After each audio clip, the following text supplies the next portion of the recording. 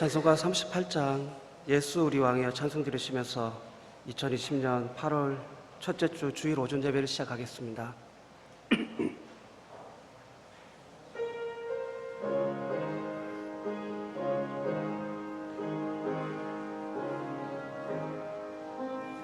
예수 우리 왕이여 이곳에 오셔서 우리가 왕께 드리는 영광을 받아 주소서. 우리는 주님의 백성, 주님은 우리 왕이라. 왕이신 예수님 오셔서 좌정하사 다스리소서.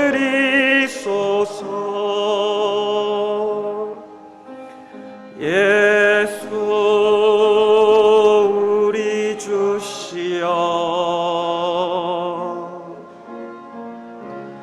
이곳에 오셔서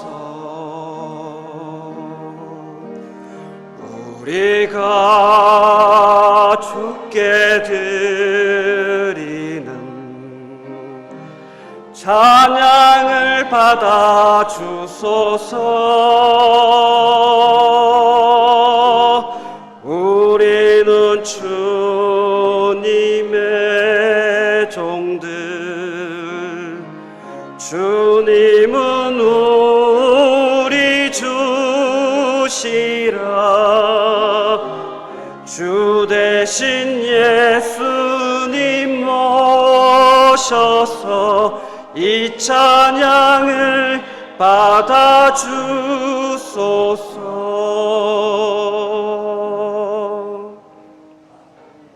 아멘.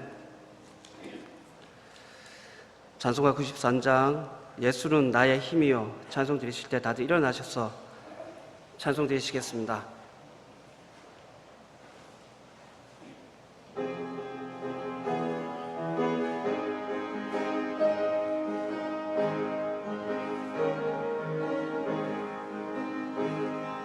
예수는 나의 힘이요 내 생명 되시니 구주 예수 떠나 살면 죄 중에 빠지니 눈물이 앞을 가리고 내 맘에 근심 쌓일 때 위로하고 힘 주실 이 주 예수. 예수는 나의 힘이요 내 친구 되시니 그 은혜를 간구하면 풍성히 받으리.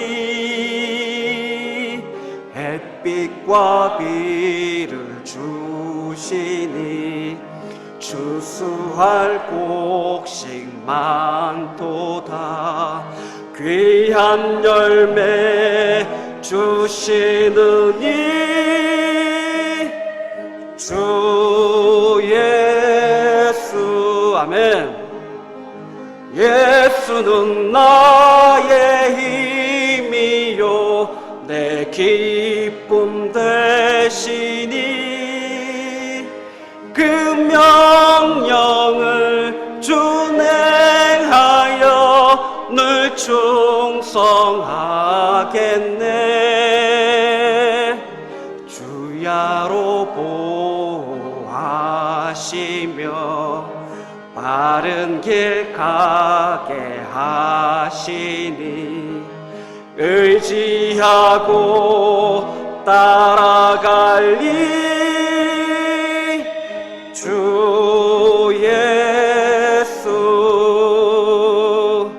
예수는 나의 힘이요 내 소망 되시니 이 세상을 떠나갈 때 곧 영생 얻으리. 한없는 복을 주시고 영원한 기쁨 주시니 나의 생명 나의 기쁨 주 예수.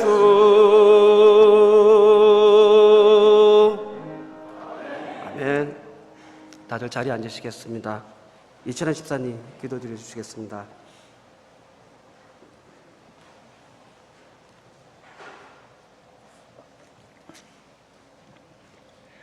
긴 장마 끝에 많은 비가 오고 창수가 나서 중부지방과 저 호남지방에 많은 농작물이 잠기며 도로가 유실되고 산사태로 무너져서 귀중한 생명이 희생되며 구조대 소방관께서도 순직하는 그런 참 어려운 일들이 지금 지나가고 있습니다. 주님, 그래도 저희들 대구 성서 침례교회 권속들 한 사람도 빠짐없이 건강한 모습으로 이렇게 주님의 전에 모여서 주님 앞에 신정과 진정으로 예배드리는 시간을 허락하심을 무한한 감사를 드립니다. 주님 아버지, 원래 태어날 때부터 죄인이었고 죄로 말미암아서 죽을 수밖에 없었던 우리 불쌍한 영혼들을 주님 직접 찾아오셔서 말씀으로 구원해 주시고 자녀 삼아 주시고 주께서 저희들 죄를 대신해서 십자가에 달리사 그 흘리신 보혈로 인해서 저희들 죄가 말끔하게 도말되는 그런 귀한 것을 주셔서 참 이 시간 감사와 찬양을 드립니다.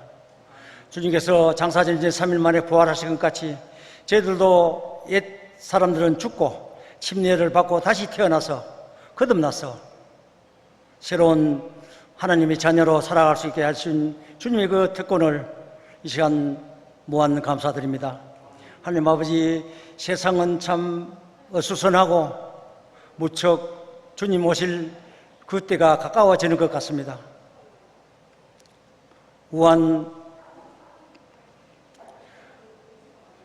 폐렴, 일명 코로나19가 세계를 엄습하고 사람들이 점점 질병으로부터 그 바이러스로부터 참 위축당하며 생활을 줄이며 근신하며 모임을 피하는 이때에 저희들 권속들 한 사람도 그 폐렴에 걸리지 않고 이렇게 주님 앞에 예배드릴 수 있는 이런 영광을 주셔서 주님 너무나 감사합니다. 하나님 아버지, 저희들 세상의 것을 볼 것이 아니요 오직 하늘나라의 그 소망과 주님의 말씀과 참 서로의 사랑으로 살아갈 수 있게 해 주시옵소서. 저희들 너무 오랫동안 기도하고 있었던 것은 이 대구 도성이 우상으로 얼룩져 있고 여러 가지 혼란한 틈을 타서 이단이 판을 치며 또한 나라가 급변하고 있는 이때에 주님 저희 나라를 지켜주셔서 마음껏 주님을 찬양하며 선교하며 전도하며 영혼을 구원할 수 있는 그런 그리스도인이 활동할 수 있는 그런 영역을 더 넓혀주시고 어떠한 제약이나 어떠한 제도가 저희들 예수님 믿는 것을 막지 못한다는 것을 저희들은 잘 알고 있습니다. 주께서 모든 것을 물리쳐 주시고 성소수자들이 마음껏 타락하는 그런 소수법이 국회에 계류되어 있는데 그 법이 주님 통과될 수 없게 해주시고, 그것이 통과되면 저희들 마음껏 예수를 믿으면 구원받고 천국 간다고 주장하면 그것도 법의 위법입니다. 그런 어마어마한 무서운 법이 도래하고 있는데, 그 법이 통과되지 않게 하여 주시고, 그 모든 악법들을 주께서 막아 주시옵소서. 저희들은 힘이 없습니다. 그저 어려울 때마다 또 기쁠 때마다 주님 앞에 고개 숙여 기도하며 모든 것을 아뢰고 간구합니다. 주께서 기도의 응답들을 들어주시고 응답하여 주시옵소서. 우리 교회 몸이 아파 참 치료하고 있는 영혼들이 있습니다. 김흑식 형제, 임재윤 형제, 이광덕 형제 등이 참 여러 가지 수술로 참 치료를 받고 있는데, 주께서 말끔히 낫게 해주시고 건강한 모습으로 참 주님을 같이 섬기게 하여 주옵소서. 더더나 외관에 계신 김윤배 목사님, 폐암으로 무척 지금 고생하고 계시는 걸로 들었습니다. 모든 것을 접고 자녀들이 있는 경기도 쪽으로 다음 달에 이사를 한다고 들었습니다. 방사선 후 식사를 하지 못하고 주님, 그 김 목사님이 사경을 헤매고 있는 이때에 주께서 그 목사님을 긍휼히 여겨주시고 조금이라도 낫게 해주셔서 가족들과 함께 더 평화롭게 지낼 수 있도록 주께서 특별한 방법으로 낫게 하여 주시옵소서. 하나님 아버지, 그 위에도 여러 가지 기도 제목들이 있을 줄 압니다. 저희들은 모르나 주님께서 하시오니 여러 가지 성도들의 기도 제목과 바람과 소망을 들어주시옵소서.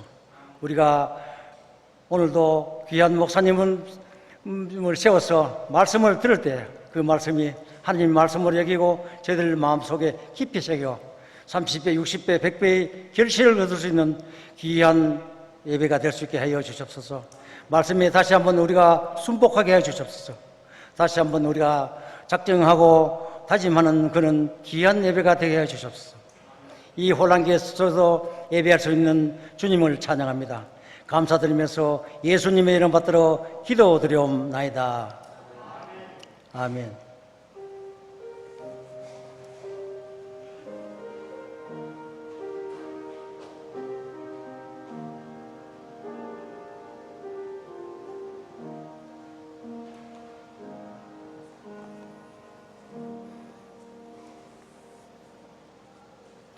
찬송가 482장 참 즐거운 노래를 찬송 드리시겠습니다.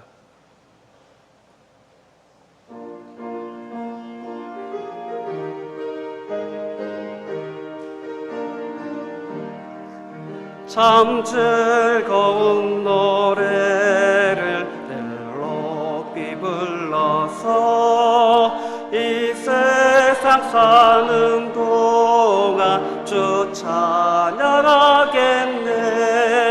복 주실 산에 올라 멀리 바라보니 나 건너갈 요단강 뚜렷이 보이네.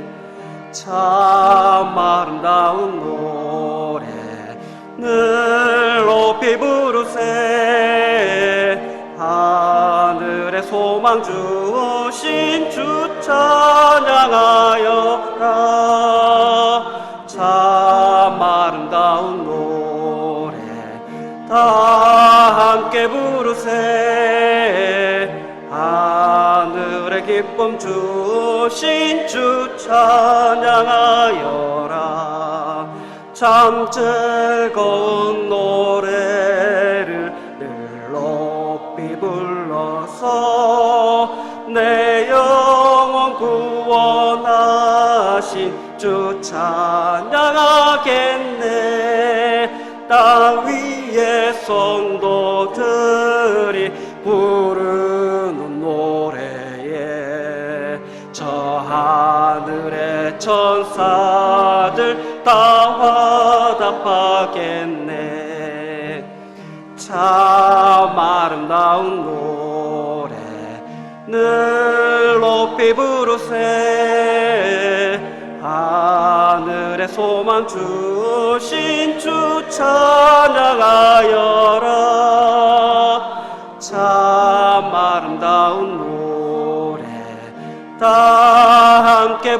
부르세 하늘의 기쁨 주신 주 찬양하여라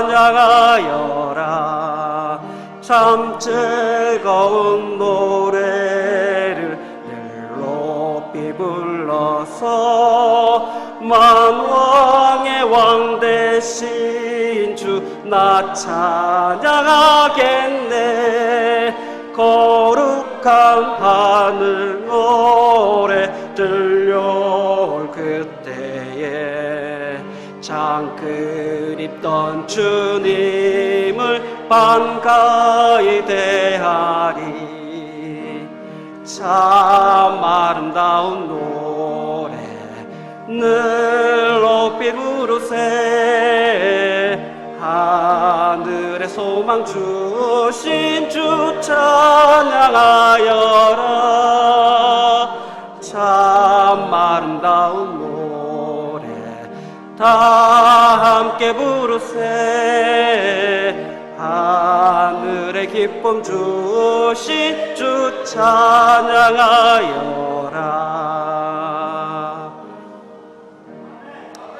아멘.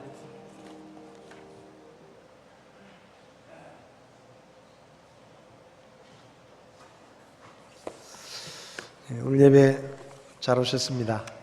오늘 예배가 복된 예배가 되시기를 바랍니다. 어떻게 주중에 지내실 때 찬송 좀 많이 부르십니까? 매일 찬송하십니까? 일주일이 가도 찬송을 우리가 듣기도 하지만은 또 부르는 찬송도 은혜가 되는데 찬양을 좀 많이 하시기 바랍니다. 요즘 시간이 좀 많이 있으시죠? 외출도 잘 안 하고 만남도 잘 못하니까 혼자 있는 시간, 가정에서 있는 시간들이 많은데 찬송도 좀 많이 부르시고 말씀도 많이 읽으시고 또 기도도 많이 하고 그렇게 영적인 활동을 좀 많이 늘리시길 바랍니다. 서로 인사하실 때 찬송을 많이 합시다 이렇게 인사하시기 바랍니다. 찬송을 많이 합시다.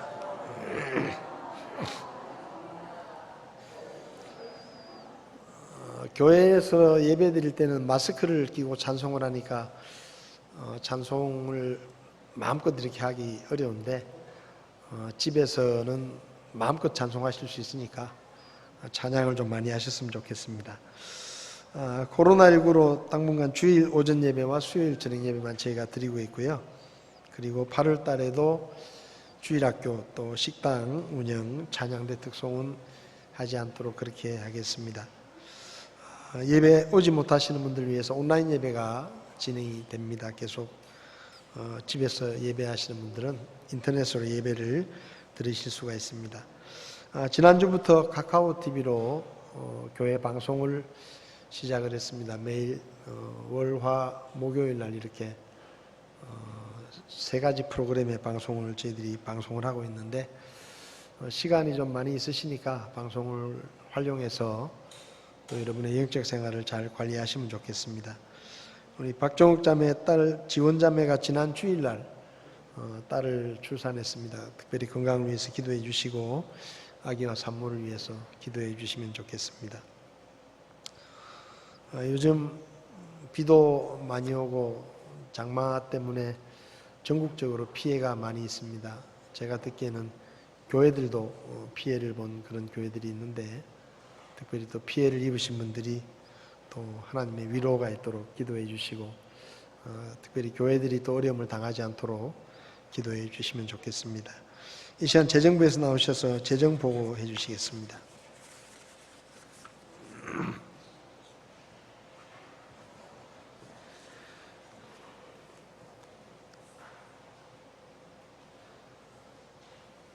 (2020년 7월) 재정결산 보고를 드리겠습니다. 왼쪽 수입란 보시겠습니다. 11조 339만 6천 원, 주일원금 44만 4,500원, 감사원금 192만 원, 지정원금 33만 원, 선교원금 86만 6천 원. 그래서 합계가 695만 6,500원이 수입이 잡히게 되었습니다. 오른쪽 지출란 보시겠습니다. 목회활동비 541만 원 지급이 되었습니다. 국내 선교비 36만 6천 원, 지급이 되었습니다. 기간보조 보시겠습니다. 신학생 지원 60만 원 지급이 되었습니다. 제세공과금 밑에 보시겠습니다. 56만 580원 지급이 되었습니다. 또 관리비 보시겠습니다. 14만 8천 원 지급이 되었습니다. 퇴직적립금 44만 원 적립이 되었습니다. 행사비 보시면은 대구 경북 친교회비 3개월분입니다. 지급이 되었고, 지정원금 33만 원은 왼쪽 참고사항 보시면 냉방기 교체 7월 달에 지정원금 하신 금액 33만 원이 지급이 되어서 총 433만 원이 지급이 되었고, 총 비용에 67만 원이 남게 되었습니다. 그래서 총 지출 금액이 763만 7,580원이 지출이 되었습니다. 왼쪽 수입란 밑에 보시면 전월 위월금 624만 916원, 그래서 7월달 총 수입이 1,319만 7,416원, 그리고 지출 764만 7,580원, 그래서 7월달 금액 잔액이 526만 2,836원이 남게 되었습니다. 뒷장 성교원금 보고를 드리겠습니다. 2020년 7월 성교원금 보고를 드리겠습니다. 먼저 수입란 보시겠습니다. 전월 위월금 마이너스 39만 7,232원으로 시작을 해서 7월달 드려진 성교원금이 86만 6천 원, 그래서 총 수입이 46만 8,768원입니다. 지출란 보시겠습니다. 인천 주사랑교회 7만 원, 경북 예천 평강교회 6만 원, 경북 안동교회 7만 원, 전남 장흥 동천교회 10만 원, 제주도 제주교회 6만 원, 경북 김천교회 10만 원, 신탄진교회 10만 원, 해외 선교사 보겠습니다. 박전성 선교사 10만 원, 한대기 선교사 6만 원, 그리고 여기 300원은 송금 수수료가 300원이 붙었습니다. 개척교회를 위한 후원금 50만 원, 그 기간 보조 보시겠습니다. 성도심리 유지재단 3만 원, 겨자씨 선교회 3만 원, 성서침례교회 10만 원, 이렇게 해서 총 지출이 138만 900원이 지출이 되어서 이번 달 잔액이 마이너스 91만 2,132원이 남게 됩니다. 항상 재정에 대해서 궁금하신 점은 항상 바로바로 여쭈어보시면 바로바로 말씀해 드리겠습니다. 찬송가 95장 나의 기쁨 나의 소망 되시며 찬송 드리시겠습니다.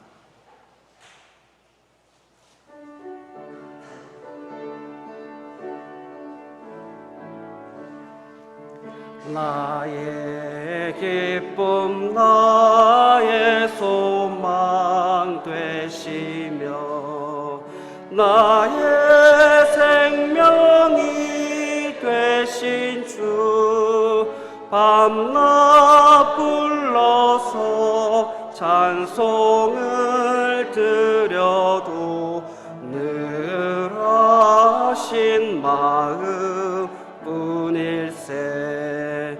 나의 사모하는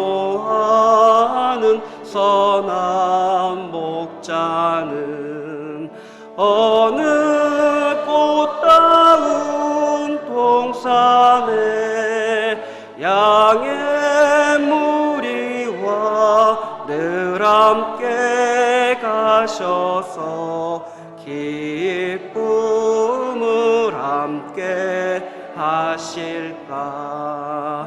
길도 없이 거친 넓은 들에서 갈 길 못 찾아 애쓰며 이리저리로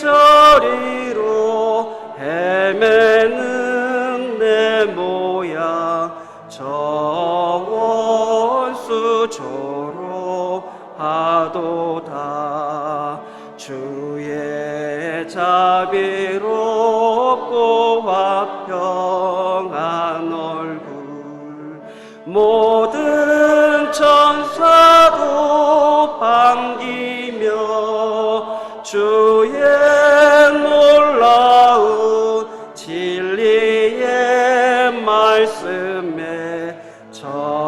천지가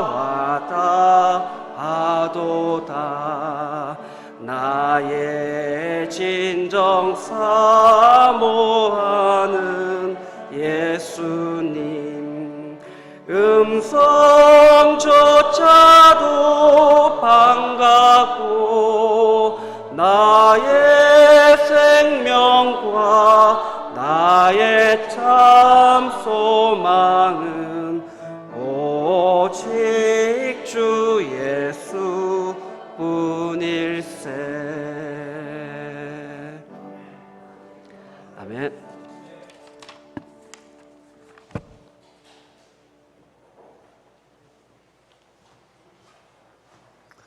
드려진 헌금을 위해서 기도하시겠습니다. 우리가 죄인이었을 때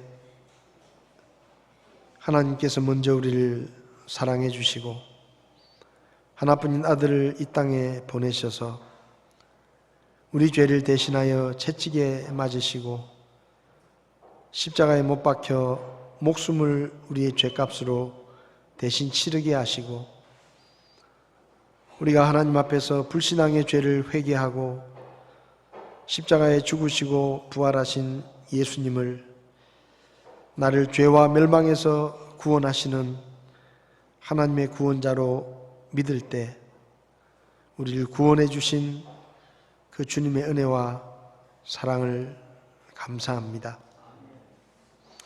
요즘 비가 많이 오고 또 질병 때문에 온 세상이 고통 가운데 있습니다. 아버지 하나님, 세상에 되어져가는 모습을 볼 때 이 세상에 있는 것들이 얼마나 허망하고 또 헛된 것이라는 것을 저희들이 다시 한번 깨닫게 됩니다. 권력을 가진 자들, 많은 재산을 가진 자들도 질병에서 자유로울 수 없다는 사실을 우리가 깨닫게 됩니다. 아버지 하나님, 구원받은 우리가 이 세상에 썩어 없어질 것들에 소망을 두지 않게 하시고 영원한 하나님의 나라에 소망을 두게 하시고 하나님의 나라를 생각하며 살아갈 수 있도록 저희들을 도와주시기를 원합니다. 우리가 기도할 때마다 우리의 기도를 듣고 응답해 주시겠다고 약속하신 그 하나님께서 지금까지 우리의 기도를 들으시고 선하게 응답해 주신 것을 감사합니다. 아버지 하나님, 이 시간 주님 앞에 하나님의 말씀을 붙들고 기도하오니 우리 가운데 병든 자들 치료해 주시고 낫게 해주시고 고쳐주시기를 주님 앞에 기도합니다.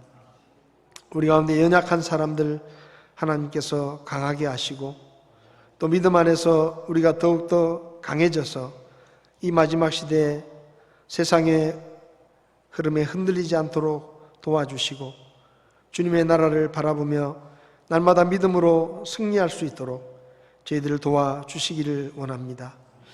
여러 가지 질병과 재앙으로 어려움을 당한 교회들과 또 선교사님들을 하나님 기억하시고 저들의 사역의 필요들을 채워주시며 이 어려움의 때에도 주의 복음이 계속해서 증거될 수 있도록 저희들을 써주시고 또 환경과 여건을 주님께서 더 낫게 도와주시기를 원합니다.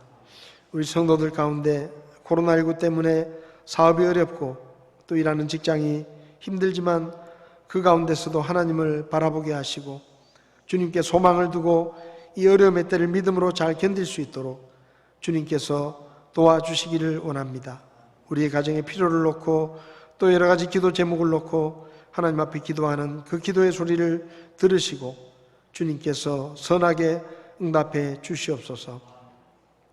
아버지 하나님, 또 예배 중에 하나님 앞에 헌금을 드립니다. 경제적으로 어렵고 힘들지만 우리가 믿음으로 하나님의 것을 구별해서 주님 앞에 드려오니 기뻐 받으시고 주님이 말씀하신 대로 우리 가정의 더 필요들을 풍성하게 채워주셔서 하나님 앞에 드리는 일과 어려운 이웃들에게 베푸는데 우리의 손길이 더욱더 풍성해질 수 있도록 하나님께서 도와주시기를 원합니다. 특별히 이런저런 사정으로 경제적인 필요가 있는 분들을 주께서 돌아보시고 채워주셔서 부족함이 없도록 주님께서 도우시며 사업이 잘 되게 하시고 또 성도들이라는 직장이 성도들로 인하여 하나님의 복을 받을 수 있도록 주님께서 도와주시옵소서. 이 나라를 이끌어가는 지도자들을 하나님 기억하시고 하나님의 지혜를 주시며 무엇보다 그 자리에 세우신 하나님을 두려워하며 저들에게 맡겨진 책임을 잘 감당할 수 있도록 하나님께서 도와주시옵소서. 오늘도 주님 앞에 드릴 수 있는 특권과 은혜를 주심을 감사드리며 예수님의 이름으로 기도했습니다. 아멘.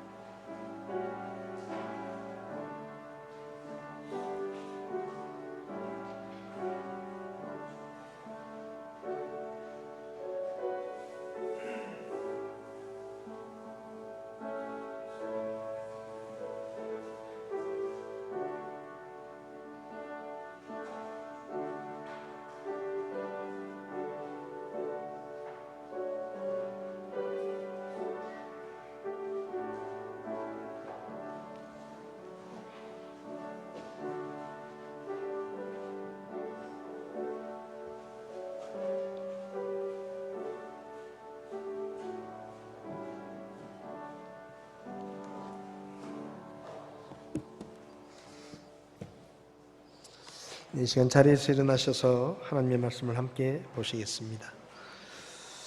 느헤미야 6장 15절 16절 두 절 말씀을 같이 보시겠습니다. 느헤미야 6장 15절 16절 두 절 말씀만 우리 같이 읽도록 하겠습니다.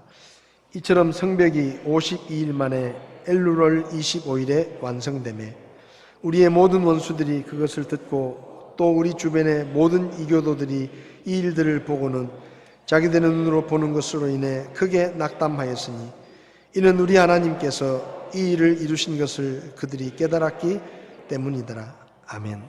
서신 채로 잠깐 기도하겠습니다.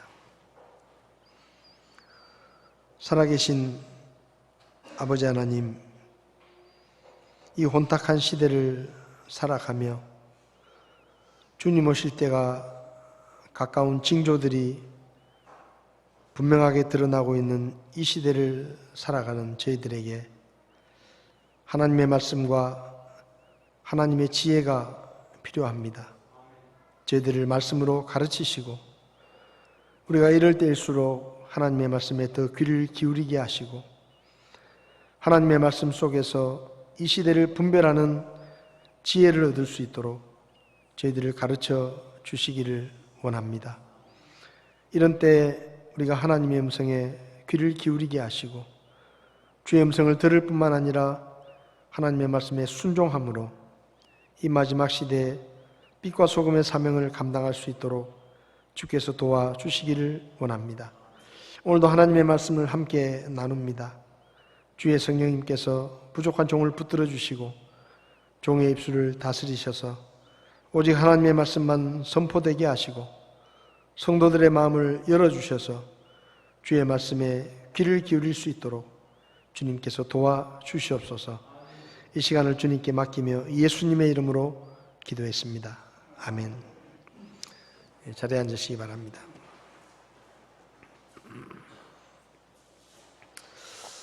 느헤미야는 망한 나라의 백성이었습니다. 포로로 잡혀온 포로의 아들로 태어났습니다. 잘 먹고 잘 살았습니다. 나라가 망하고 포로의 아들로 태어났지만 어떻게 왕의 신임을 얻어서 아무런 부족함 없이 잘 먹고 잘 살았습니다. 근데 그냥 그렇게 느헤미야가 살았다고 하면 지금 우리는 느헤미야라는 사람이 있었다라는 것을 우리는 알지 못할 것입니다. 근데 오늘 우리가 이 느헤미야라는 사람의 이름을 이야기하고 또 이 느헤미야가 어떤 일을 했는지를 우리가 생각하고 또 교훈을 얻을 수 있는 것은 느헤미야가 자기 혼자 잘 먹고 잘 산 게 아니라 하나님의 일에 관심을 가지고 또 하나님께서 그를 부르실 때 그 부르심에 순종해서 하나님의 일을 이루었기 때문에 우리는 느헤미야라는 사람을 기억하고 그 사람을 이야기하는 것이죠. 우리 역사에도 수많은 사람들이 있었습니다. 위대한 일을 이룬 사람들도 있었죠. 그런데 그런 사람들은 우리가 시간이 지나면 잊어버립니다. 학교 다닐 때 그렇게 많은 유명한 사람들의 이야기를 듣고 시험을 치니까 이름도 외우고 막 했는데 지금 좀 지나면 그 사람들은 그냥 잊혀져 버리는 거죠. 그런데 성경에 이름이 적힌 사람들은 우리나라뿐만 아니라 전 세계에 이 하나님의 말씀이 전해지는 곳마다 그 사람들의 이름이 이야기되고 기억되고 있는 것을 우리는 보게 됩니다. 느헤미야는 어떤 면에서는 기회를 잡은 사람입니다. 하나님께서 그에게 일할 수 있는 기회를 주셨을 때 그는 기꺼이 그 기회를 잡아서 하나님 앞에 쓰임받았던 그런 사람이었습니다. 물론 느헤미야가 하나님께서 그에게 무너진 예루살렘 성벽을 다시 세웠으면 좋겠다 하시는 하나님의 계획을 보여주셨을 때 사실은 결정하기가 쉽지 않았을 것입니다. 포기해야 될 것도 있고 버려야 할 것도 있고 또 모든 것이 불확실한 망한 나라의 성에 가서 그 무너진 성을 다시 세운다는 것이 무슨 의미가 있을까라는 생각도 했을 것입니다. 그렇지만 어쨌든 느헤미야는 하나님의 말씀에 순종해서 하나님의 뜻을 이루었고 그리고 오늘 본문을 보면 여러 가지 우여곡절을 다 겪고 마침내 52일 만에 무너진 성벽이 완공되는 그런 장면이 오늘 본문에 기록이 되어 있습니다. 쉽지 않았습니다.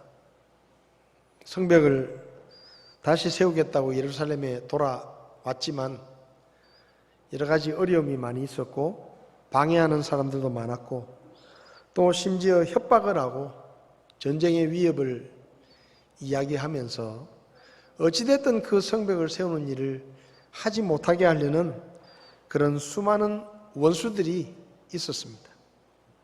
그럼에도 불구하고 그는 결국 백성들과 함께 성벽을 쌓는 일을 끝마치게 됩니다. 그런데 오늘 본문을 보면 이 성벽이 52일 만에 다시 세워졌을 때 원수들과 또 주변에 있는 이교도들이 그 성벽이 52일 만에 세워진 것을 보고 그것은 사람이 할 수 없는 일이다. 하나님께서 하신 일이다. 하고 모든 사람들이 그 일을 깨닫고 낙심하고 두려워했다. 라고 성경은 기록하고 있습니다. 여러분, 하나님의 뜻은 반드시 이루어집니다. 2002년도에 우리나라에서 월드컵을 했을 때 그 경기장에 수많은 관중들이 입장을 하고 그 관중들이 카드 섹션을 할 때 제일 기억에 남는 것이 꿈은 이루어진다. 꿈은 이루어진다는 게 경기장의 관중석에 큰 글씨로 이렇게 새겨지는 것을 여러분들도 기억하실 겁니다. 그런데 꿈은 안 이루어질 수도 있습니다. 사람의 꿈은 안 이루어질 수도 있고 꿈을 이루려고 시작했다가 포기할 수도 있고 중단될 수도 있습니다. 그런데 하나님께서 의도하신 그분의 뜻은 반드시 이루어진다라는 것을 우리는 오늘 본문을 통해서 알 수가 있습니다. 그런데 하나님의 뜻이 그냥 이루어지는 게 아닙니다. 하나님의 뜻이 이루어지기 위해서는 몇 가지가 필요한데 그 중에 첫 번째는 사람이 필요합니다. 사람. 하나님의 뜻이 이루어지기 위해서는 사람이 필요한데 어떤 사람이 필요한가 하면 이 세상에서는 돈 많고 힘 있고 능력 있는 사람이 일을 이루죠. 그냥 힘이 없고 돈도 없고 백도 없고 별 볼 일 없는 사람은 큰 일을 이룰 수가 없습니다. 근데 돈이 있고 힘이 있고 또 함께 해주는 사람들이 많은 사람이 큰 일을 이루는 것이죠. 이번에 코로나19 때문에 이제 뉴스를 많이 보게 되는데 백신을 만들고 있지 않습니까? 전 세계가 만들고 있는데 미국에서는 벌써 9조 원어치의 백신을 예약을 해가지고 백신이 개발되면 그걸 미리 돈을 주고 우리가 얼마큼 사겠다 하고 예약을 다 해놨다는 거예요. 아직 만들어지지도 않았는데 백신이 나오면 그러니까 그런 일을 그렇게 부자 나라가 그렇게 하고 나면 가난한 나라는 백신이 나와도 구할 수가 없어가지고 맞지를 못하는 거예요. 그러니까 이 세상에서는 힘 있는 나라가 일을 하고 힘 있는 사람이 일을 하고 돈이 있고 권력이 있는 사람들이 일을 합니다. 근데 하나님의 일은 돈 있고 힘 있고 빽 있는 이런 사람들이 하는 게 아니고 하나님의 뜻에 순종하는 사람들이 하나님의 일을 이루는 것을 우리는 보게 됩니다. 사실상 느헤미야도 어떻게 보면 나라가 망한 나라의 백성입니다. 포로의 아들이에요.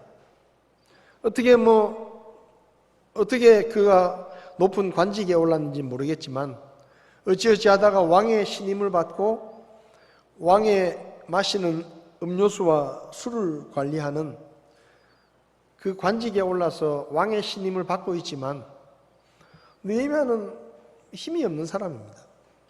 큰 재산이 있는 것도 아닙니다.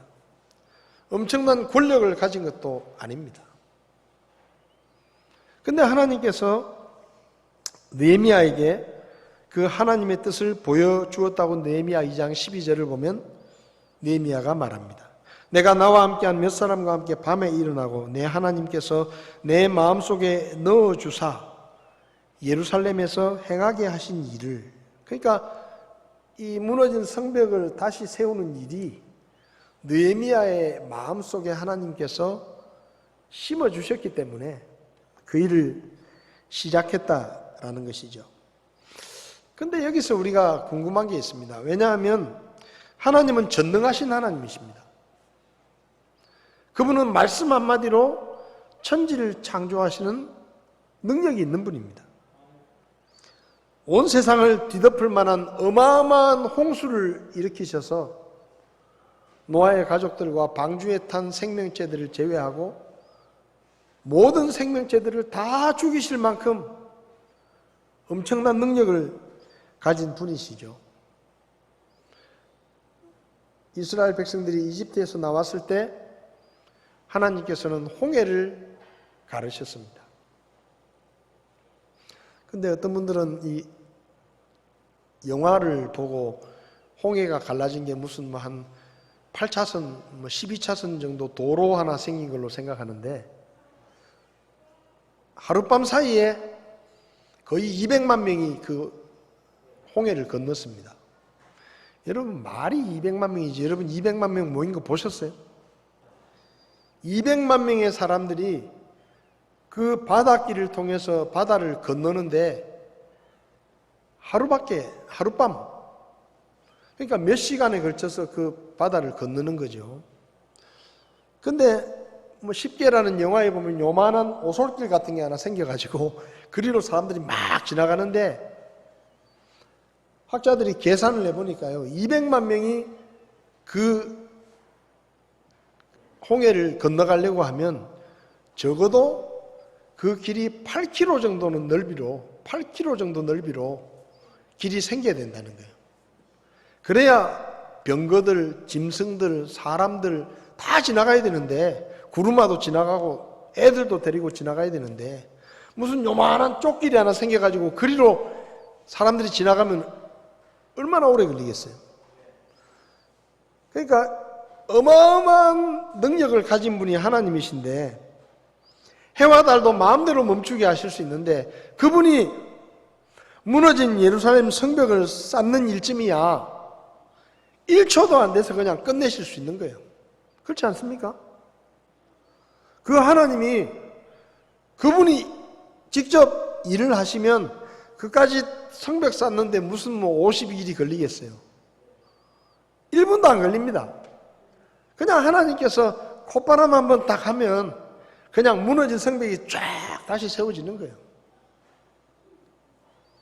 근데 왜 하나님이 그 무너진 성벽을 하나님이 세우고 싶으시면 직접 하시면은 1초도 안 걸릴 일을 왜 굳이 사람에게 그 일을 이야기하시고 사람에게 그 일을 하도록 쉽게 말하면 부탁을 하십니까?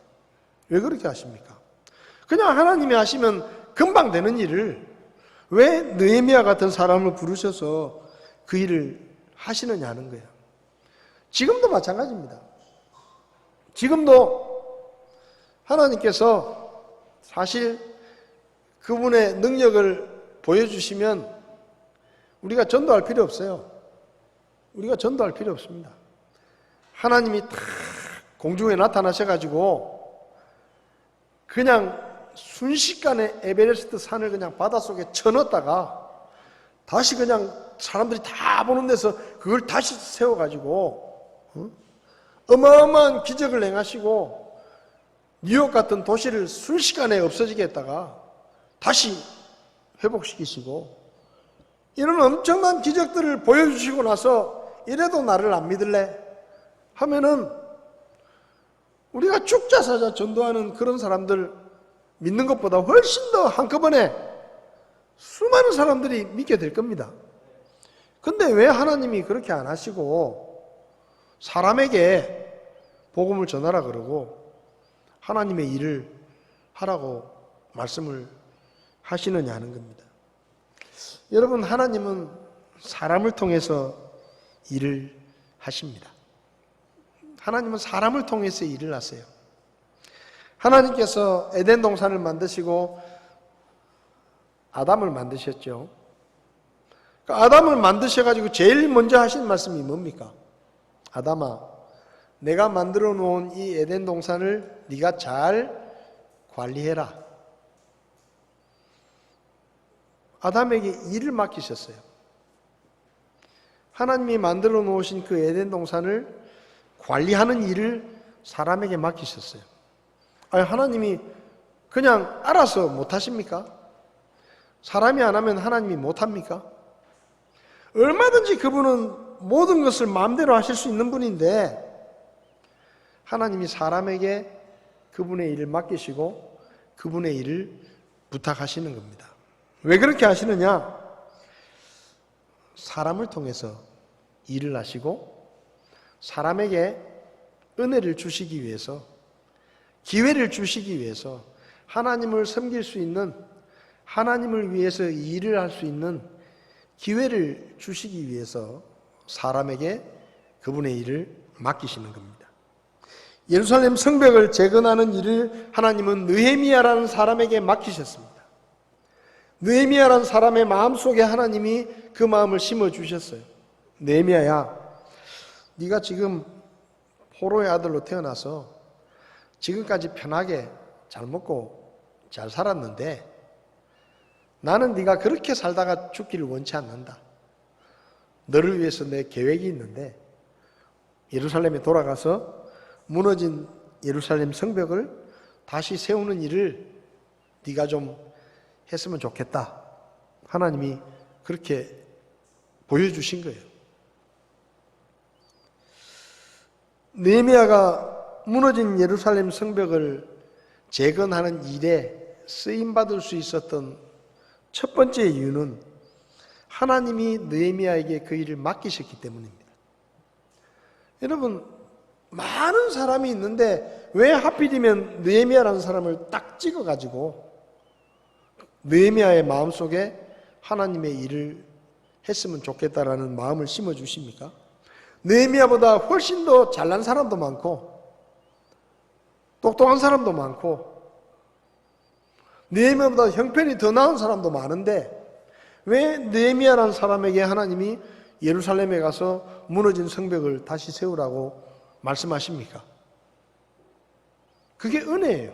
은혜. 느헤미야가 무슨 자격이 있거나 느헤미야가 하나님 앞에 먼저 하나님 제가 주님의 일을 좀 하고 싶으니까 뭘 시키시겠습니까? 물어본 것도 아니에요. 그냥 하나님이 일방적으로 느헤미야에게 일을 맡기신 겁니다. 하나님이 아브라함을 부르실 때도 마찬가지입니다. 아브라함이라는 사람을 한 사람을 탁 찍어가지고 네 후손으로 내 백성을 삼고 싶으니까 너는 내 말 잘 들어라. 고향을 떠나라. 말씀하신 거죠.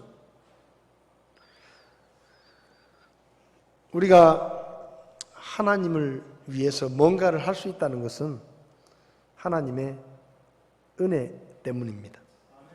사도 바울은 이걸 잘 알았어요. 그래서 디모데전서 1장 12절에 자기의 영적인 아들인 디모데에게 쓰는 편지에서 이렇게 말합니다. 나를 능하게 하신 그리스도 예수 우리 주께 내가 감사를 드림은 그분께서 나를 신실한 자로 여기사 내게 사역을 맡기셨기 때문이다. 여러분, 디모데가 누구죠? 자기의 영적인 아들 같은 제자입니다. 보통 스승들은 제자들 앞에서 자신의 약함을 보이지 않습니다. 자신을 대단한 사람으로 이야기합니다. 쉽게 말하면 이런 거예요. 야, 너는 어쩌다가 나같이 형편없는 선생한테 배우러 왔냐? 그렇게 말 안 해요. 야, 네가 나한테 배울 수 있는 건 진짜 행운이다, 행운. 그렇게 말을 합니다. 내가 얼마나 실력 있고, 내가 얼마나 대단하고, 내가 얼마나 능력 있고, 그런 얘기를 하지. 어느 스승이 제자한테 야, 나는 별 볼 일 없는 스승인데 야, 네가 나한테 배우러 왔지 참 고맙다. 그렇게 말 안 합니다. 그럼 누가 가겠어요? 근데 지금 사도 바울이 자기의 영적인 아들이며 제자인 디모데에게 뭐라고 말하는가 하면 내가 하나님의 일을 할 수 있는 것은 내가 잘나서가 아니고 내가 똑똑해서가 아니고 나는 별 볼 일 없는 사람인데 하나님이 나를 이쁘게 봐주셔가지고 하나님이 나에게 일을 맡겨주셨기 때문에 내가 하나님의 일을 하는 것이다 라고 지금 이야기하는 겁니다. 성경을 보면 사도 바울 같은 사람만 있었던 게 아닙니다. 고린도 교회 성도들은 사도 바울과는 정반대의 생각을 했습니다. 하나님이 그들에게 은사를 주시고 능력을 주시고 달란트를 주셨는데 이 고린도 교회 성도들은 나는 별것도 아닌데 하나님이 나에게 은혜를 주셔서 내가 주님의 일을 한다 그렇게 생각한 게 아니고 거꾸로 생각했어요. 나니까 하지, 나니까 하나님이 이런 능력도 주시지 니들은 택도 없어. 내가 자격이 있으니까 나니까 하나님이 믿고 맡기시는 거지 너 같은 사람은 절대로 하나님이 일을 안 맡긴다. 그런 마음을 가지고 있었어요. 그래가지고 교회만 오면 하는 일이 뭐냐? 잘난 체 하는 거예요. 교회만 오면 서로 볼 때마다 야, 나니까 하는 거야, 나니까.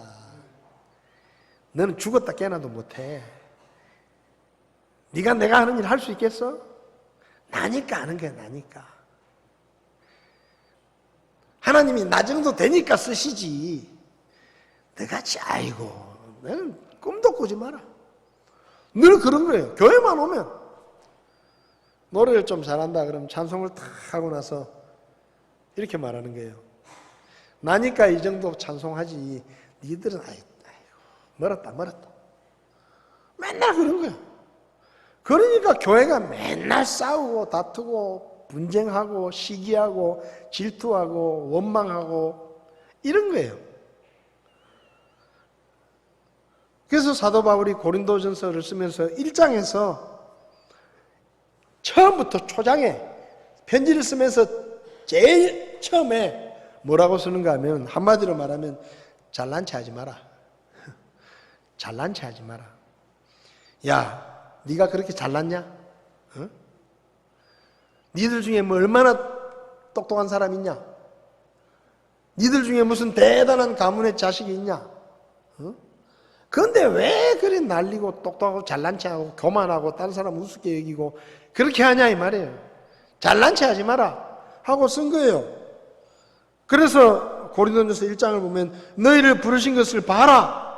육체를 따라 지혜로운 자가 많지 않고 강한 자가 많지 않고 고귀한 자가 별로 없다. 너희들이 그렇게 잘난 체 하지만 따지고 보면 너희들 별거 아니다. 별거 아니다. 다 하나님 은혜다. 너같이 별 볼 일 없고 약하고 어리석고 지혜도 없고 그런 사람들 하나님이 은혜를 주셔서 너희가 하나님의 일을 하는 것이지 너희가 자격이 있고 잘나서 하는 게 아니다. 그러니까 잘난 척 그만해라 하는 말이 지금 사도 바울의 말입니다. 여러분, 우리가 이렇게 교회에 와서 앉아 있는 거예요. 우리가 자격이 있어서 온 게 아닙니다. 하나님이 죄인이었던 우리에게 구원의 은혜를 베풀어 주셨기 때문에 우리가 이렇게 교회에 와서 하나님께 예배를 드릴 수 있는 거예요. 딱 깨놓고 이야기해 봅시다.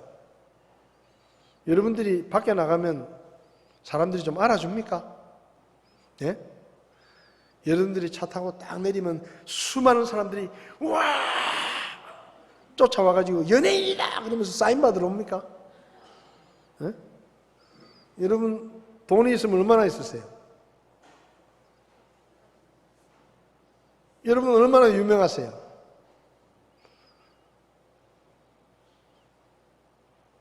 어떤 책에 보니까 한 사람이 태어나서 죽을 때까지 평균적으로 그 사람이 이 세상에 살다가 죽었다라는 것을 아는 사람이 300명이네, 300명.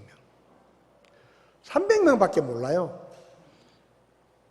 좀 유명한 사람이 되면 좀 많겠지만 보통 사람은 내가 죽어도 그런 사람이 이 세상에 살다가 죽었다라는 걸 알아주는 사람이 많아야 300명이라는 거예요. 300명도 안 될 수도 있어요. 그러니까 우리는 대단한 사람이 아닙니다. 우리는 그렇게 능력 있고 똑똑한 사람이 아니에요. 그런데 우리를 구원해 주셔가지고 우리를 그분의 교회에서 주님을 섬길 수 있도록 은혜를 베풀어 주셨기 때문에 저와 여러분들이 감히 천국에 갈 것을 꿈이나 꾸지 어디 우리가 천국에 갈 자격이 있겠어요? 하나님 은혜 때문이에요. 여러분이 동성로 가가지고 노래를 불러보십시오. 몇 사람이나 모일까? 여러분이 뭐 동성로 가가지고 버스킹을 한번 해보십시오. 노래 부르면 몇 명이나 모일 것 같아요? 한 100명 모일까요? 네? 한 500명 모이겠습니까? 요즘은 코로나 때문에 더 안 모일 거예요. 근데 여러분이 찬송을 할 때 천지 만물을 창조하신 하나님께서 우리의 노래를 들어주시는 거예요. 얼마나 영광스러운 일입니까? 그게 우리가 무슨 자격이 있어서가 아니다 이 말이에요. 느헤미야가 무슨 자격이 있어서 하나님이 느헤미야에게 일을 맡기시는 게 아니에요. 하나님의 은혜입니다. 자, 그런데 느헤미야가 쓰임받은 게 그럼 하나님 은혜 때문이냐? 아니에요. 은혜도 있지만 느헤미야가 그 하나님의 뜻을 듣고 순종했기 때문이에요. 제가 하겠습니다. 느헤미야가 그렇게 응답한 겁니다. 하나님께서 야, 예루살렘 성을 다시 세우는 일을 네가 좀 해볼래? 나는 네가 좀 했으면 좋겠다라고 마음을 주셨을 때 느헤미야가 예, 하나님 제가 하겠습니다. 그래서 느헤미야가 그 일을 한 겁니다. 만약에 느헤미야가 아유 하나님 저는 요즘 좀 바쁩니다. 제가 괜히 그거 가가지고 뭐 성 세운다 그러면요 이 자리에서도 잘리고 저도 먹고 살기 힘듭니다. 망한 나라에 나라가 망하고 그 도시가 다 버려져 있는데 그까짓 그 성을 세우는 게 뭐 그리 급합니까? 뭐 그리 중요한 일입니까? 저는요 지금 잘 먹고 잘 살고 있으니까요 하나님 딴 데 가서 알아보십시오. 그랬으면 느헤미야란 이름은 성경에 안 나와요. 근데 느헤미야가 하나님께서 그런 마음을 주셨을 때 제가 하겠습니다. 그리고 순종한 겁니다. 그거 쉬운 거 아니에요. 느헤미야가 예루살렘에 가려면 일단은 왕의 허락을 받아야 돼요. 근데 왕이 갑자기 느헤미야가 왕이시여, 제가 제 조국의 땅에 가서 무너진 성벽을 다시 세우고 싶은데 저를 좀 보내주십시오. 그러면 혹시 이 왕이 이놈이 뭐 포로의 백성으로 태어나가지고 좀 잘 먹고 잘 살고 좀 높은 자리에 있더니 이게 또 딴 마음을 품어가지고 예루살렘에 가가지고 딴짓을 하려는 게 아닌가, 그런 충성심을 의심할 수도 있습니다. 그리고 관직을 잃을 수도 있어요. 또 예루살렘에 가더라도 느헤미야가 뭐가 있습니까? 돈이 있습니까? 힘이 있습니까? 사람들이 있습니까? 그 무너진 성벽을 세우는 일을 뭐 어떻게 한단 말이에요? 느헤미야가 무슨 뭐 빌 게이츠처럼 돈이 많아가지고 딱 가가지고 뭐 돈으로 사람들을 사가지고 뭐 성을 세울 수 있으면 모르겠는데 그런 돈도 없어요. 포로의 아들로 페르시아에서 태어나서 유대 땅에는 아는 사람도 별로 없어요. 근데 거기 가가지고 뭘 하겠다는 거예요? 모든 게 불확실합니다. 돈은 어디서 내며, 그 자재들은 어디서 구하고, 일꾼들은 어디서 구해가지고 그 성을 다시 세우겠느냐. 모든 게 불확실합니다. 또 가가지고 내가 성벽을 다시 세우자 하면 그 지치고 피곤하고 먹고 살기 힘든 그 망한 나라의 백성들이 도와줄까? 걱정도 될 거예요. 근데 느헤미야가 하나님이 일을 맡기실 때 이것저것 생각 안 하고 하나님, 제가 하겠습니다. 하나님이 하라 그러면 일단 제가 가겠습니다. 하겠습니다. 그런 마음을 품고 준비를 한 거예요. 여러분, 우리가 주님의 일을 할 때 그것이 하나님의 은혜라는 것을 알면 거절하지 않아요. 그 일이 큰 일이든 작은 일이든 뭔가 주님께서 우리에게 일을 맡기실 때 그게 은혜라는 걸 알면 무슨 일이든 할 수 있어요. 근데 그게 은혜라는 걸 모르고 우리 마음이 교만해지면 이렇게 돼요. 하나님이 사람 볼 줄 모르는 내가 그런 일할 사람이야? 어디 그런 허접한 허들의 일을 나한테 맡기고 말이지. 목사는 안 그런 줄 아세요? 목사도 그런 생각할 수 있습니다. 내가 말이야 한 5,000명 모이는 교회에 목회를 할 그 정도 목사인데 뭐 20명도 안 되는 교회 가서 목회를 하라고. 아이고, 하나님 사람 잘못 봤습니다. 한 3,000~4,000명 모이는 교회는 몰라도 20명도 안 모이는 그 시골 교회 가서 무슨 저보고 그런 일을 하라 하십니까? 딴 데 가서 알아보십시오. 그럴 수 있어요. 그게 은혜라는 것을 잊어버리면 그렇게 되는 거예요. 우리 마음이 교만해지면. 근데 은혜라는 것을 알면 아무리 작은 일이라도 할렐루야 하면서 감사합니다 하고 하는 거예요. 느헤미야는 그게 은혜라는 것을 알았습니다. 그래서 그 일을 순종한 거예요. 느헤미야는 돈이 있는 사람도 아니었고 백이 있는 사람도 아니고 무슨 권력을 가진 사람도 아니고 인기 스타도 아닙니다. 근데 하나님께서 그를 쓰셨습니다. 왜요? 은혜 때문에. 하나님의 은혜예요. 그리고 순종하는 사람이었기 때문에. 자, 그러면 느헤미야가 순종했을 때 무슨 일이 벌어졌습니까? 느헤미야는 순종했어요. 하나님이 일을 맡길 때 못하겠습니다 안 하고 하겠습니다라고 순종하고 기도하면서 준비했습니다. 그때 무슨 일이 벌어졌습니까? 하나님께서 다 채워주셨어요. 하나님께서 왕의 마음을 움직여 주셨습니다. 느헤미야가 근심 걱정이 가득하니까 왕이 묻는 거예요. 야, 뭐가 걱정이냐? 왕이시여, 제가 아시다시피 망한 나라의 백성 아닙니까? 제 동족들이요 지금 죽을 고생을 하면서 있습니다. 먹고 살기도 힘들고 어렵습니다. 그래서 제가 동족들을 위해서 뭔가를 하고 싶습니다. 그러니 제가 걱정이 안 되겠습니까? 근데 왕이요 이렇게 물어요. 그래, 그럼 네가 뭘 하고 싶으냐? 그렇게 묻는 거예요. 이건 상상도 할 수 없는 질문이에요. 왕이 그 별 볼 일 없는 신하의 안색을 보고 네가 뭘 하고 싶으냐? 그러니까 성경을 보면 느헤미야가 또 잠깐 기도하고 왕에게 말합니다. 저 예루살렘으로 좀 보내주십시오. 예루살렘에 가서 무너진 성벽을 다시 세워서 우리 망한 나라를 쉽게 말하면 그 예루살렘 성을 좀 다시 세워보고 싶습니다. 근데요, 이 왕이 하는 말이 야 그래 알았다. 얼마나 걸리겠냐? 이거 뭐 일사천리로 가는 거야. 일사천리로. 야 네가 하는 일이 얼마나 중요한데 네가 가면 나는 어떡하라고? 네가 나를 버리겠다는 얘기냐? 이런 게 아니에요. 뭐 하고 싶으냐? 예루살렘에 가서 성을 다시 세우고 싶습니다. 얼마나 걸리겠냐? 야 나는 네가 필요한데 보내주긴 보내줄 텐데 얼마나 걸리겠냐? 그렇게 가요. 그러니까 느헤미야가 또 뭐라고 말합니까? 내가 얼마나 기간이 필요합니다. 그리고 하는 말이 내가 예루살렘에 가려고 하니까 위험하니까 호위대 좀 붙여주시고 그리고 산림청장에게 얘기해가지고 그 성을 재건하려고 그러면 자재가 필요한데 그 자재도 좀 주라고 좀 얘기 좀 하십시오. 간이 배밖에 나온 거예요. 보내주는 것만 해도 감지덕진데 그것다 대놓고 뭐 호위병을 붙여주시고 또 뭐 공사에 필요한 자재들을 또 대주시고 근데 이 페르시아 왕이요 느헤미야한테 무슨 약점 잡힌 것도 아닌데 다 해요.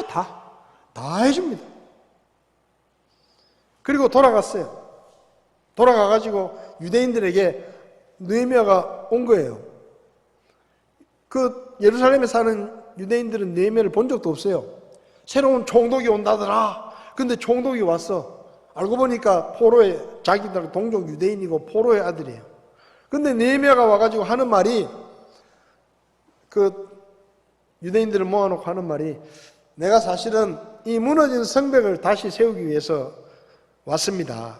하나님께서 나에게 그것을 말씀하셔서 내가 왔습니다. 여러분 우리가 힘을 모아서 이 성벽을 한번 세워봅시다. 그렇게 말을 합니다. 근데요 그 유대인 남아있던 사람들이 지금 전부 먹고 살기도 힘들고 나라가 망하고 그냥 막 겨우겨우 먹고 사는데 새로운 총독이 와가지고 토목공사를 하려는 거예요. 토목공사를. 그러니 먹고 살기도 힘들어 죽겠는데 그거 누가 하려고 그러겠어요.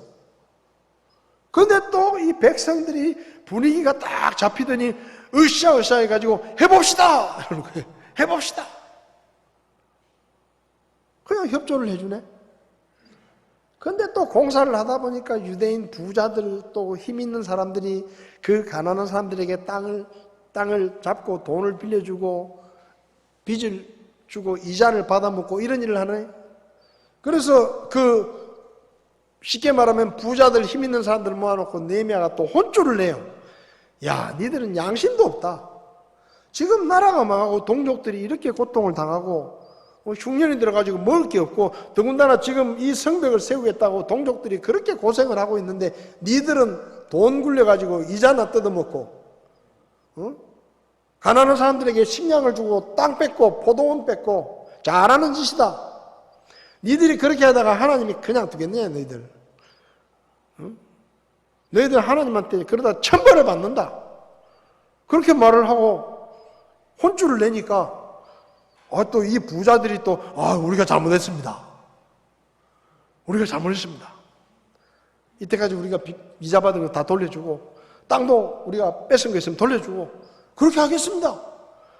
이 무슨 조화예요. 술술 다 풀리는 거예요. 술술.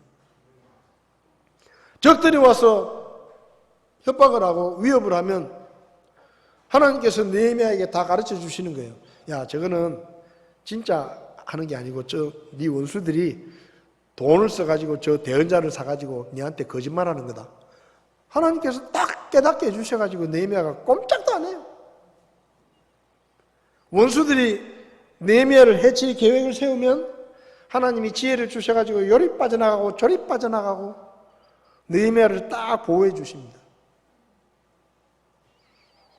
그래가지고 52일 만에 성벽이 다시 세워진 거예요. 여러분, 느헤미야가 하는 일이 누구 일이에요? 느헤미야가 성벽을 세우는 일이 누구 일입니까? 하나님 일입니다. 근데 느헤미야에게 하나님이 부탁을 했어요. 그래서 느헤미야가 하겠다고 했어요. 근데 사실상 그 일은 느헤미야가 한 건 하나밖에 없어요. 순종한 것밖에 없어요. 나머지는 전부 하나님이 하셨어요. 빌립보서 1장 6절에 하나님의 일이 이루어지는 원리를 이렇게 이야기합니다. 빌립보서 1장 6절 우리 같이 한번 읽어보겠습니다. 너희 안에서 선한 일을 시작하신 분께서 예수 그리스도의 날까지 그 일을 이루실 것 바로 이것을 나는 확신하노라. 사도 바울이 뭐라고 말해요? 너희 안에서 선한 일을 시작하신 분, 이게 무슨 말입니까? 하나님이 우리 안에서 그분의 일을 시작하셨다는 거죠. 그러면 그 일이 반드시 이루어진다. 왜? 우리 때문이 아니라 그 일이 하나님의 일이고 하나님이 시작하신 일이기 때문에 하나님이 필요한 거 있으면 다 채워주시고, 사람이 필요하면 사람 붙여주시고, 돈이 필요하면 돈을 주시고, 자재가 필요하면 자재를 주시고, 원수들이 나타나면 다 하나님이 해결해주고, 필요한 거 있으면 하나님이 다 채워주셔가지고 결국은 하나님의 일은 이루어지게 된다라고 말씀하는 겁니다. 느헤미야가 잘나서 52일 만에 성벽을 다시 세웠습니까? 아니에요. 하나님께서 역사하신 거예요. 그래서 우리는 하나님의 일을 할 때는 겁먹을 필요가 없습니다. 하나님의 일을 할 때는 뭐가 없다고 걱정할 필요가 없어요. 하나님에게는 한 가지만 있으면 돼요. 순종하는 사람. 나머지는 하나님이 다 가지고 계십니다. 순종하기만 하면 나머지는 하나님이 다 끌어모아가지고 다 채우셔가지고 그분의 일을 이루십니다. 하나님에게 필요한 사람은 힘 있고 능력 있는 사람이 아니고 돈 있고 똑똑한 사람이 아니고 하나님의 말씀을 듣고 순종하는 사람입니다. 코로나19 시대 세상이 흘러가는 것을 보면 예수님 오실 때가 다 된 것 같아요. 저는 그렇게 느낍니다. 다 된 것 같아요. 이 시대 속에서 우리가 정말로 관심을 가지고 해야 할 일이 뭐냐? 하나님께서 우리에게 무엇을 원하시는지를 관심을 가지고 그분이 원하시는 일에 우리의 시간을 써야 할 것입니다. 돈이 없다고, 힘이 없다고 걱정할 필요 없어요. 순종하면 돼요. 하나님 말씀에 순종하면 주님께서 채우십니다. 찬송가 620장을 보면 여기에 모인 우리라는 찬송인데 그 찬송 3절을 보면 이런 가사가 있습니다. 여기에 모인 우리 사랑받는 주의 자녀라 주께서 뜻하신 바 우리 통해 펼치신다. 고통과 슬픔 중에 더욱 주님 의지하오니 어려움 이겨내고 주님 더욱 찬양하라.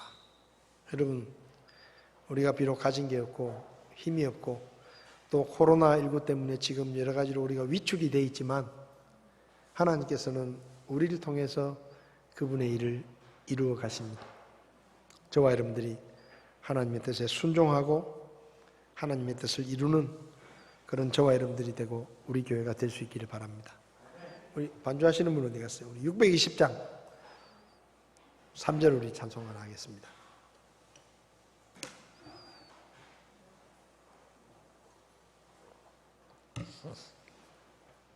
주께서 뜻하신 바 우리를 통해서 이루십니다.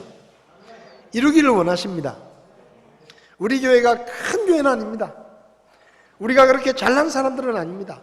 그러나 하나님께서 우리를 쓰시기 원하시고 우리에게 그분의 일을 맡기시기 원하십니다. 그러면 우리가 어떻게 해야 되겠습니까?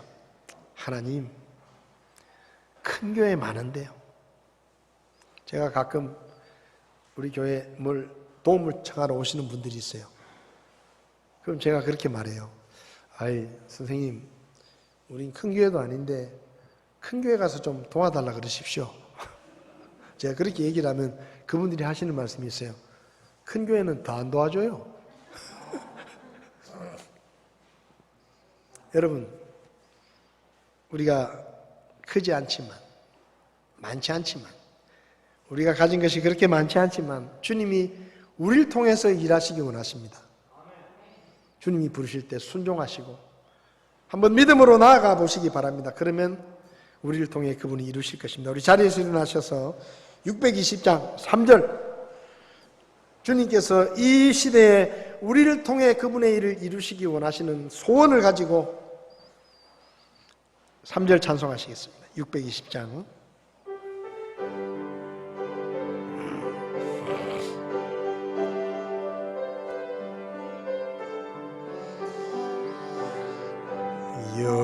여기에 모인 우리 사랑받는 주의 자녀라, 주께서 뜻하신 바 우리 통해 펼치신다. 고통과 슬픔 중에 더욱 주님 의지하오니 어려움 이겨내고 주님 더욱 찬양하라. 이 믿음 더욱 굳세라. 주가 지켜주신다. 어둠 밤에도 주의 밝은 빛 인도하여 주신다.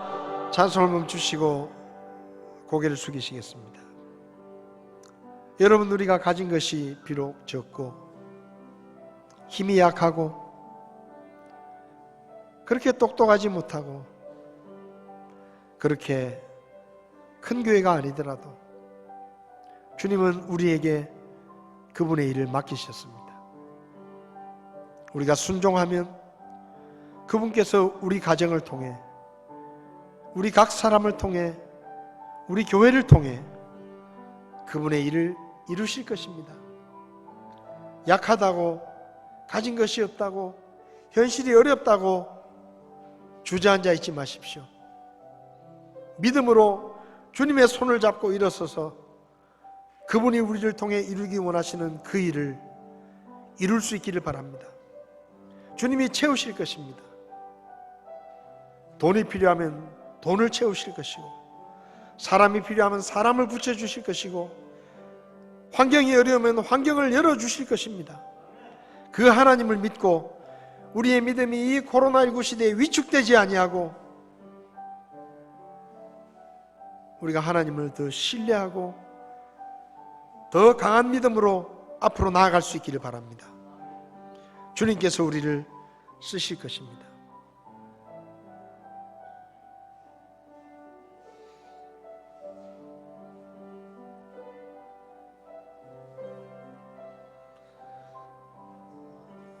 살아계신 하나님, 세상은 점점 악해져 가고 세상은 점점 완악해져 가고 환경도 코로나19 때문에 많이 제약이 되어 있고 그 세상 앞에서 우리는 너무 작고 초라하고 가진 것이 적고 부족한 것처럼 보입니다.